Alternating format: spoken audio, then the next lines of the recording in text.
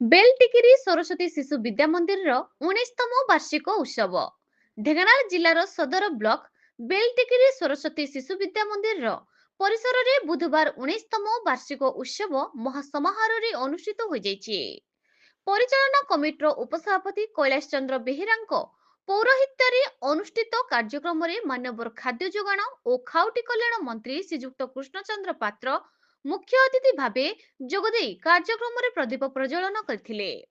ବିଦ୍ୟାଳୟର ସମ୍ପାଦକ ଶ୍ରୀଯୁକ୍ତ ପ୍ରଦୀପ କୁମାର ସାହୁ ସ୍ୱାଗତ ଭାଷଣ ଓ ଅତିଥିମାନଙ୍କର ପରିଚୟ ପ୍ରଦାନ କରିଥିଲେ। ବିଦ୍ୟାଳୟ ପୂର୍ବତନ ସମ୍ପାଦକ ଶ୍ରୀଯୁକ୍ତ ବିବେକାନନ୍ଦ ସାମଲ ଅତିଥିମାନଙ୍କୁ ଉତ୍ତରୀୟ ଦେଇ ସମ୍ମାନିତ କରିଥିଲେ। ବିଦ୍ୟାଳୟର ପ୍ରଧାନାଚାର୍ଯ୍ୟ କୃଷ୍ଣଚନ୍ଦ୍ର ବେହେରା ବାର୍ଷିକ ବିବରଣୀ ପାଠ କରିଥିଲେ। ଉକ୍ତ କାର୍ଯ୍ୟକ୍ରମରେ ସମ୍ମାନିତ ଅତିଥି ଭାବେ ବିକାଶ କୁମାର ଦାସ ଯୋଗଦେଇ ଶିକ୍ଷାର ଉନ୍ନତିରେ ସମାଜର ଉନ୍ନତି ଶିକ୍ଷା ଜୀବନର ଆଲୋକ ବୋଲି କହିଥିଲେ।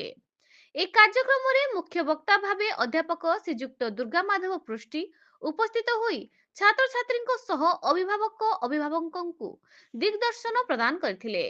ମୁଖ୍ୟ ଅତିଥି ମାନ୍ୟବର ମନ୍ତ୍ରୀ ଶ୍ରୀ ପାତ୍ର କହିଥିଲେ, ଶିକ୍ଷା ଓ ରାଷ୍ଟ୍ର ନିର୍ମାଣ କ୍ଷେତ୍ରରେ ସରସ୍ୱତୀ ଶିଶୁ ବିଦ୍ୟା ମନ୍ଦିରର ଭାଗିଦାରୀ ଅଧିକ।